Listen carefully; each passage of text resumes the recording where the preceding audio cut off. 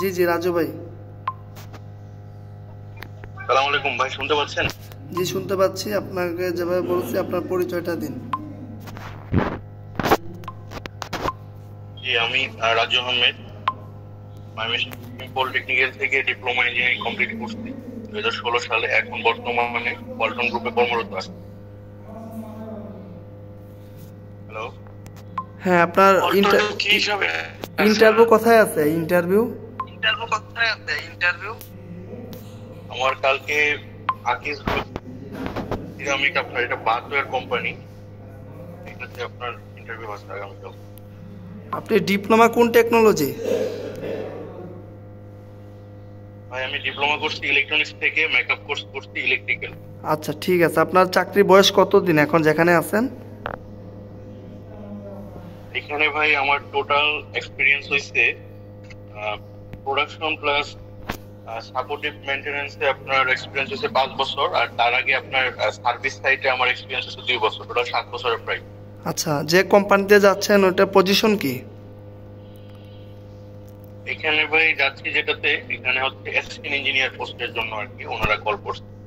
আচ্ছা আশরাফ ভাই, ওনার আকিজ সিরামিকে ইন্টারভিউ আছে। উনি 7 বছর অপারেশন অ্যান্ড মেনটেন্যান্সে ছিল। তো আকিজ সিরামিক আমরা জানি খুবই স্বনামধন্য একটি প্রতিষ্ঠান। এই বিষয়ে আমাদের আশরাফ ভাই কথা বলবো। আশরাফ ভাই, আপনারা কি বালুকা প্ল্যান্টে রাখছে না, যেটা মমিসিং প্ল্যান্ট, যেটা এটাতে বিশাল বগারবাজার, হ্যাঁ বিশাল বগর বাজার, হ্যাঁ ওটা ফার্স্ট সিরামিক্স প্ল্যান্ট আছে, প্লাস আরেকটা এখন নতুন হয়েছে মনে হয়েছে বাথটবের, যেটা আর কি। এগুলো সবই সিরামিক্স। বুঝছি ভাই, বুঝতে পারছি। একটা টাইলস আর একটা হচ্ছে ইয়া। তো শুনেন, আমার এক বড় ভাই ছিল, বড় ভাই বলতে কলিগ ছিল, মুস্তাফিজুর রহমান। আপনি মিউট করেন অথবা একটু সাইলেন্ট থাকেন আর কি। এখন আকিজ সিরামিক্সে আমার এক ভাইয়ের কলিগ আর কি, সম্পর্কে ফ্রেন্ডের মতোই। উনি ওখানে দীর্ঘ চাকরি করছে, প্রায় 2-3 বছর চাকরি করছে, 3 বছর সম্ভবত, 3 বছর। ওখানে প্ল্যানটা টোটালি পিএলসি বেসড, বুঝছেন? সবকিছু অটোমেশন টেকনোলজি সর্বোচ্চ ব্যবহার হয়েছে ওখানে। ম্যানুয়ালি কোনো কিছু নাই। হ্যাঁ, আপনাকে ম্যানুয়ালি কাজ খুবই কম ওখানকার। যদি আপনি মেনটেন্যান্স ডিপার্টমেন্টে ভাইবা, আপনার কি মেনটেন্যান্স ডিপার্টমেন্টে ভাইবা? না ভাই, এটা প্রোডাকশন সাইডের উপরে। আচ্ছা, প্রোডাকশন সাইডে হইলে পরে সিরামিক্সের লাইনগুলোতে 3টা সেকশন খুব গুরুত্বপূর্ণ। একটা হচ্ছে যেখানে মাটি আপনার মিক্সিং করে, বুঝছেন? মাটি বলতে এটা এক ধরনের পাউডার, এটা বিদেশ থেকে আসে, থাইল্যান্ড বা আরো যেসব চায়না, চীনামাটির যে মাটি, যেটা র মেটেরিয়াল, এটা মোটামুটি 20 থেকে 30 টনের মতো বড় ব্যাগ আছে, সিলিকন ব্যাগ। এই ব্যাগে করে আসে চিটাগাং হইয়া। এই মাটিটা যেখানে প্রসেসিং করে, এটা একটা প্ল্যান্ট আছে এখানে, বেগুন দিয়ে টাইনা মাটির আগে এক জায়গায় নিয়ে আসে, নিয়ে কেমিক্যাল দিয়া এগুলোর প্রসেসিং করে, বুঝছেন? পরে আপনার হচ্ছে মুল্ডের ভিতর দিয়ে এরকম টাইলস আপনার ইয়া করে, তোমার মতো একদম তৈরি করবা না? এখানে আপনার এগুলা, এটা আমরা একটা পর্যায়ে গিয়ে যায়, লিকুইড আকারে যায়, পরে আপনার এটাকে ছাঁচের ভিতরে দেয়। তো ওখানে কুলিং সিস্টেম আছে আপনার ঠান্ডা করার জন্য, ঠিক আছে? এখন এই লাইনগুলো এখন অত্যাধুনিক করছে।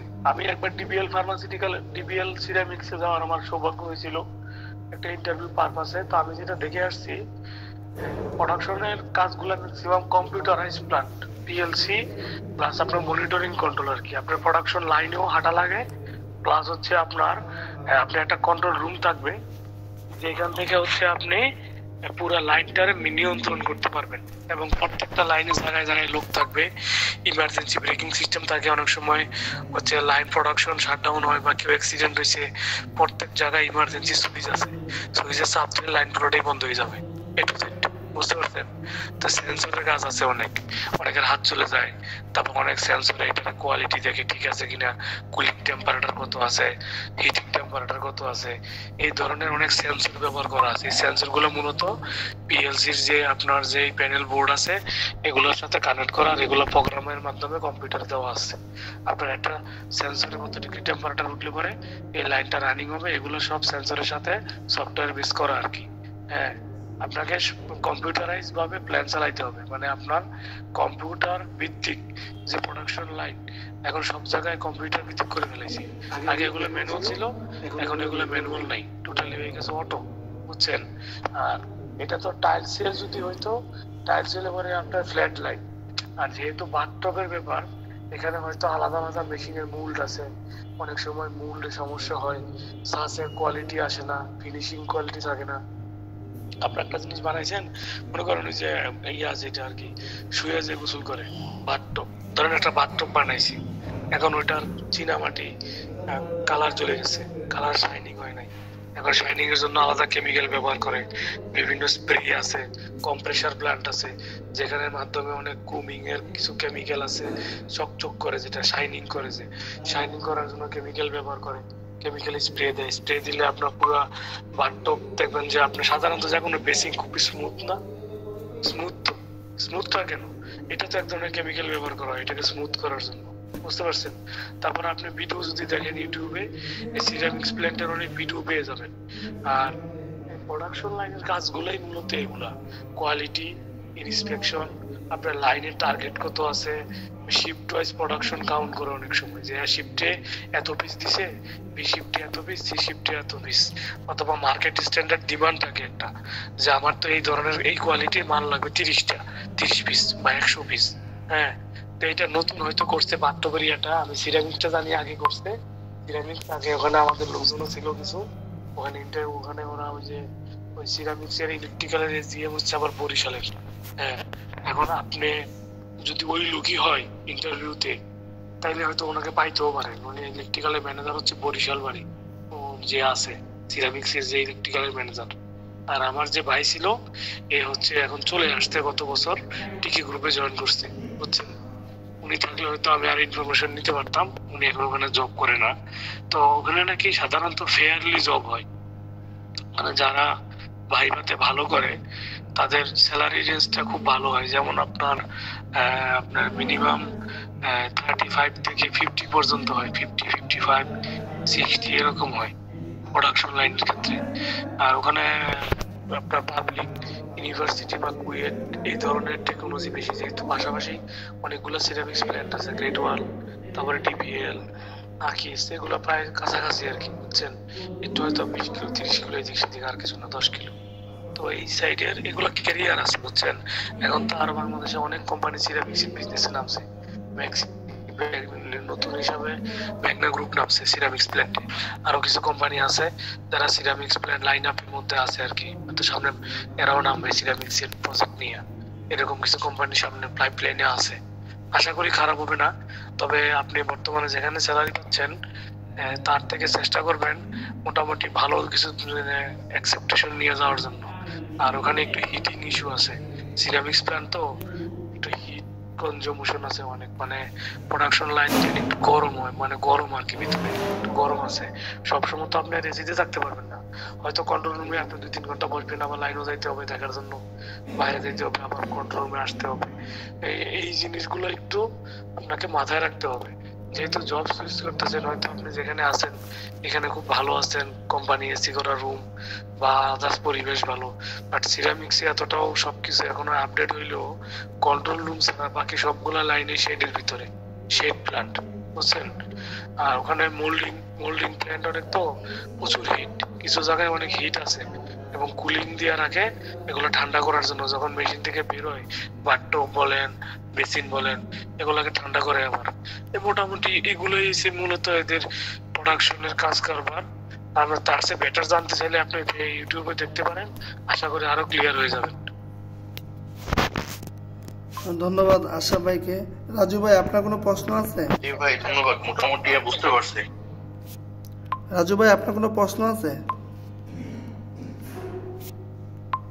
হ্যাঁ ভাই, ওখানে আমাকে, আমি যে রেসপন্সিবল গুলা দেখছি সেখানে আমাকে প্রথমেই যেটা উল্লেখ করে দিচ্ছে সেটা হচ্ছে আপনার রোবোটিক্স মেশিন সম্পর্কে প্রোগ্রামিং এবং আপনার লাইট, আপনার ট্রাবল শুটিং যে জিনিসগুলো, এইটা আর কি ওনারা উল্লেখ করে দিচ্ছে।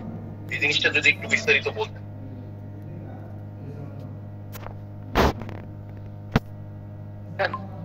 দেখেন রোবোটিক্স মেশিনটা হচ্ছে কি, আপনি গাড়ি কখনো দেখছেন রং করে যে অটো অটো রং করে দেখছেন? গাড়ি কখনো দেখছেন? ইউটিউবে আছে এগুলা, গাড়ি ম্যানুফ্যাকচারিং এর ভিডিও দেখলে আপনি বুঝতে পারবেন রোবোটিক্স জিনিসটা কি হচ্ছে। রোবোটিক্সটা আমি একটু বলি, আমি বর্তমানে যেখানে আছি ওয়ালটন ফ্যাক্টরিতে, আমি কম্প্রেসর প্রজেক্টে আছি। কম্প্রেসরের যে আমাদের মেক অয়েলিং গুলো করা হয় তো রোবটের মাধ্যমে করা হয়। এখানে আপনার রোবট যেগুলো এবিবি কোম্পানি রোবট গুলো আছে এগুলার আপনার অ্যাক্সিস কিংবা আপনার পয়েন্ট গুলো ধরে করা হয় আর কি। তো রোবট সম্পর্কে আমার এই ধরনের রোবট থাকবে, কারণ অনেক সময় যেটা হয় কি, ধরেন গাড়ির লাইনটা যেরকম হয়, গাড়ির লাইনটা কিরকম, গাড়ি একটা আসতেছে বডি রং করতেছে, রোবটে চলে যাচ্ছে আরেকটা আসতেছে। তো এটা এমন হইতে পারে বাথটব গুলো বাথটব গুলো এরকম হইতে পারে, একটা আসতেছে, এটা তো কেমিক্যাল স্প্রে করে দিচ্ছে রোবটের উপর নিচ করে, আরেকটা আসতেছে। এটা যেহেতু আপনি আগে থেকে আসেন, তো আপনার এটা সমস্যা হবে না। মেইনটেনেন্স বলতে আপনি লোডিং আনলোডিং রোবটটা কি ভাই এখানে লোডিং আনলোডিং এর ক্ষেত্রে ইউজ করবে নাকি এখানে আপনার অন্য কোনো কাজে ইউজ করা হবে? লোডিং আনলোডিং এর ক্ষেত্রে তো সাধারণত করে না, আমার যতটুকু ধারণা রোবট ব্যবহার করে না। রোবট ব্যবহার করে সাধারণত স্প্রে, রঙের স্প্রেতে বেশি ব্যবহার করে, বিভিন্ন কেমিক্যাল স্প্রেতে। কারণ এই স্প্রে গুলা মানুষ খুব কাছ থেকে করতে পারে না, সাফোকেশন হয়, মানে সূক্ষ্ম যে কাজগুলো আছে, সূক্ষ্ম কাজ, সূক্ষ্ম ফিনিশিং কোয়ালিটি ভালো হবে, সেটাই জানতে চাচ্ছিলাম। এটাই আর কি মূলত হচ্ছে আপনার ওখানে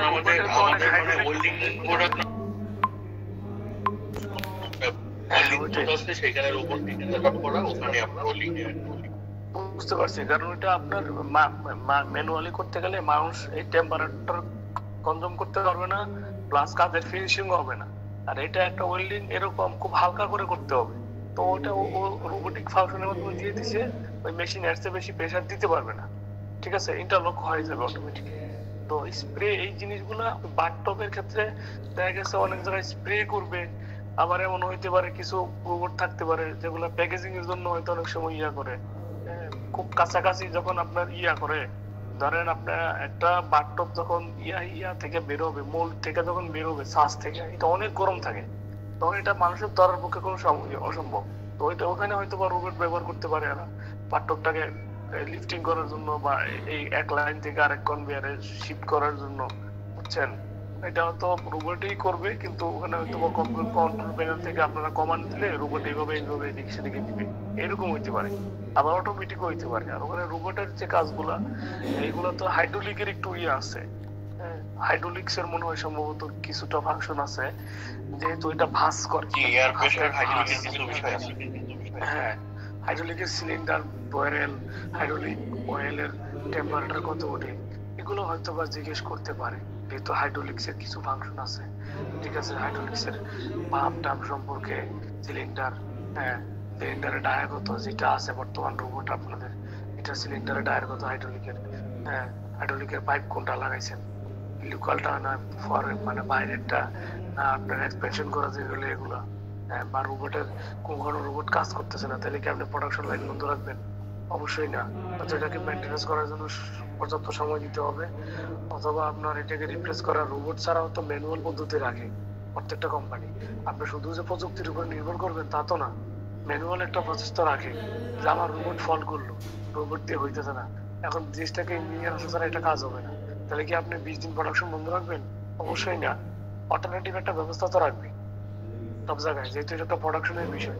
ম্যানুয়াল সিস্টেম থাকে, ম্যানুয়াল সিস্টেম সব জায়গায় অল্টারনেটিভ থাকে, যে রোবট অটোমেশন সিস্টেম ফেল করলে ম্যানুয়াল ভাবে সে কাজ চালিয়ে নিয়ে যেতে পারবে আপাতত, যতক্ষণ পর্যন্ত এটা ঠিক না হয়, বুঝছেন।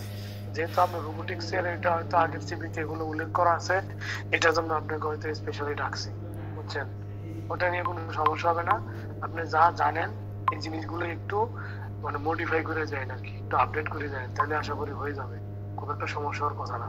জি ভাই, বুঝতে পারছি। আরেকটা বিষয় হলো, ওখানে ওনারা উল্লেখ করে দিয়েছিল প্রোগ্রামিং এর বিষয়টা, কিন্তু আমাদের এখানে তো আমরা বেসিক্যালি আপনার কোনো রোবটে প্রোগ্রাম করি না, প্রোগ্রাম আপনার করা থাকে, সেটা মডিফাই করতে হয়, মাঝে মাঝে প্রয়োজন হলে মডিফাই করি। প্রোগ্রামিংটা হচ্ছে ওই যে যেটা মডিফাই যেটা বললেন আর কি, ওইটাই বুঝছেন। মনে করেন যে কারণ যে মেশিনগুলো চলে বা ওই মেশিনগুলো দেখা যায় কোম্পানিগুলো থেকে এই প্রোগ্রাম আগে থেকে ওরা সেট করে দেওয়া থাকে, তাই না? তো তারপরেও কিছু মডিফাই আমাদের করতে হয়। তো এগুলা সমস্যা নাই, এগুলা ওটা উল্লেখ করে দিচ্ছে, কারণ এই কাজ আপনাকে মাঝে মাঝে করতে হবে। এটা যে আপনাকে নিজে তৈরি করতে হবে এরকম না। আর নিজে তৈরি করতে গেলে অবশ্যই আপনাকে ট্রেন আপ করাবে। আর বেসিক্যালি যে ওখানে যে এগুলাতে যারা এক্সপার্ট দেখা গেলো ওদের সাথে আপনার যোগাযোগ করে কাজগুলো করতে হবে। ধরুন একটা টিম এক্সপার্ট টিম আসতেছে না, ইমার্জেন্সি সিচুয়েশনে আপনার তো প্রোডাকশন চালিয়ে নিতে হবে। সেই প্রেক্ষিতে দেখা যায় ওদের সাথে হোয়াটসঅ্যাপে বা ভিডিও কলে বা মেসেজিংয়ের মাধ্যমে আলোচনা করে প্রোগ্রামিং বিষয়গুলো বুঝতে হবে। এখানে যে আপনাকে তৈরি করতে হবে এরকম না, যা ফাংশনালিগুলো আপনাকে বুঝতে হবে। বুঝতে পারছেন?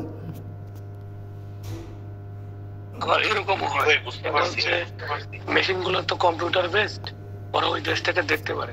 টাইম বিয়ারের মাধ্যমে বা এনিডেক্স এগুলোর মাধ্যমে হয়তো কাজ করতে পারে। এগুলো বেসিক এগুলো আপনাকে জানতে হবে। আমি বুঝতে পারছি, এটা মানে যে কোম্পানির রোবট হয় ওই কোম্পানির আপনার লোকজন থাকে, ওনারা এটা বেসিক্যালি কাজ করে দেন। সিরামিক কোম্পানিগুলোতে এক্সপার্ট ওইভাবে কেউ রাখে না, অনেক টাকা স্যালারি দিয়ে রাখতে হয়। এই জন্য ওইখানে যারা দায়িত্বে থাকেন, বিশেষ করে ওরা এই দায়িত্বগুলো পালন করেন। ওই যে বললাম না, ওদের সাথে কমিউনিকেশন করে ওদের এই কাজগুলো করতে হয়। এটা হচ্ছে জাস্ট আপনাকে বুঝাইছি। আপনার বিষয়টা হচ্ছে ওনাদের কোম্পানির রোবট ওনারা ছাড়া কেউ প্রোগ্রাম দিতে পারবে না, যেটা দুলাল ভাই বলছে। দ্বিতীয় কথা হচ্ছে বাংলাদেশেও একটা রোবোটিক্স ইঞ্জিনিয়ার যে দেশে তৈরি করছে তার বেতন দিয়ে রাখা সম্ভব না। তো মেন সমস্যা হচ্ছে আপনাকে এটা বলার কারণ হচ্ছে আপনার যেন মিনিমাম নলেজটা থাকে, কোনো একটা ফল্টে পড়ে গেলে তার সাথে কন্ট্যাক্ট করলে অথবা সে আপনাকে গাইডলাইন দিলে আপনি সলভ করতে পারেন। ওই রকম লেভেলের একটা জ্ঞান আপনার ভিতরে থাকতে হবে, আর কিছুই না। আপনি কিভাবে প্রোগ্রাম দিবেন? এটা তো তৈরি করছে এবিপি কোম্পানি, ওরা হচ্ছে সফটওয়্যার তৈরি সবকিছু করছে ওরা। আপনাকে তো তার তৈরি করার মতো কিছু না, আপনি চাইলে একটু মডিফাই করতে পারবেন। যে ওনাদের রোবট 1 সেকেন্ড পরে টানে যায়, আপনি চাইলে এটা 2 সেকেন্ড করে দিতে পারেন। ঠিক আছে, বিষয়টা যে প্রোগ্রাম করতে হবে বিষয়টা এরকম না, তবে আপনার আইডিয়া থাকতে হবে যেন সে আপনাকে কোনো কিছু দিলে বা কোনো প্রোগ্রাম যদি আপনাকে ফাড়াই দেয়, ফেল করে বা কোনো ধরনের ওয়েতে, সেটা যেন আপনি ইনস্টল করতে পারেন। ওই রকম একটা স্কিল আপনার থাকতে হবে আর কি, আর কিছুই না। বুঝছেন? এর মানে হচ্ছে বাংলাদেশি যারা নিবে আপনাকে নিয়ে বা যাকে নিয়ে, সে যেন একটা মিনিমাম স্কিলের লোক হয়, তাকে দিয়ে যেন চালাইতে পারে তারা, মানে সবসময়। আচ্ছা ভাই, আমরা শেষ পর্যায়ে চলে আসছি। রাজু ভাই, আপনার কোনো প্রশ্ন আছে?